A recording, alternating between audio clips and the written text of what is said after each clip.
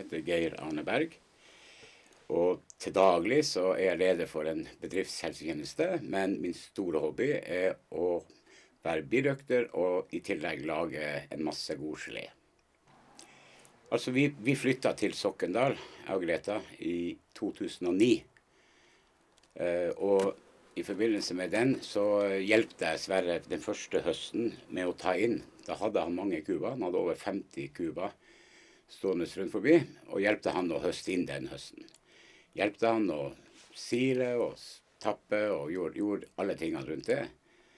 Så han at jeg hadde ganske god interesse av dette her, og spurte om det var interessant for oss å være med. Så sa jeg jo ja til det.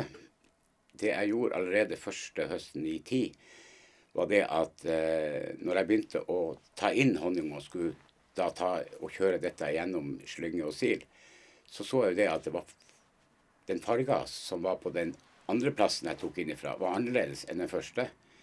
Og dermed så stoppet jeg produksjonen, så kjørte jeg den første gården igjennom helt, før jeg begynte på den neste bigården. Og så jeg jo at det her var jo forskjell på smak, på farge og alt. Og dette var jo ganske stor opplevelse for Sverre også, som da hadde holdt på i 70 år med honning, og tappet alltid i bøtt og trodde honning var honning. Så det gjorde det at vi da tok det ut, og begynte å ta det ut i ulike størrelser på glass for eksempel, og da begynte å selge da honning.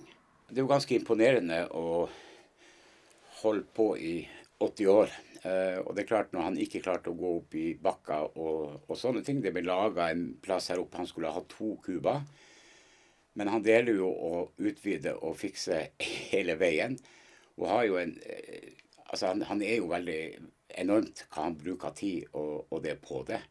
Og sitter og ser. Han kan fortelle omtrent hva bien kommer inn med på de ulike trekkene og sånne ting. Så du lærer jo veldig mye av det som han har kommunisert, kan du si, de her 10 årene som vi har holdt på. Så det er jo veldig spennende med den kunnskapen han sitter med. Og du kan lære av han på en del ting, og ikke minst spørre han når det gjelder vie. For jeg tror det ikke er noen som sitter så mye kunnskap og har holdt på så lenge som han har gjort med dette her. Det å ha hobbyer er jo greit. Og så er det jo, vi har jo behov, man leste jo veldig mye i den tida der om biedød rundt omkring i verden, og har vi ikke bier, så har vi ikke heller noe liv omtrent på jorda. Sånn at det å være med og bidra i forhold til det, og de gjør jo en helt fantastisk jobb, disse biene.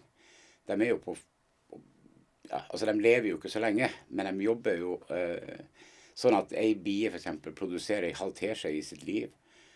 Det er det hun produserer, så folk skjønner. Men det er klart at det er mange bier oppe, og de trenger stell, og det for å være og kunne gjøre den jobben. Altså, det er så viktig med den pollineringen, ikke sant, i forhold til alle plantene og det. Så bien er jo utrolig viktig for hele samfunnet, og det å ta vare på det. Så det er veldig spennende å jobbe med.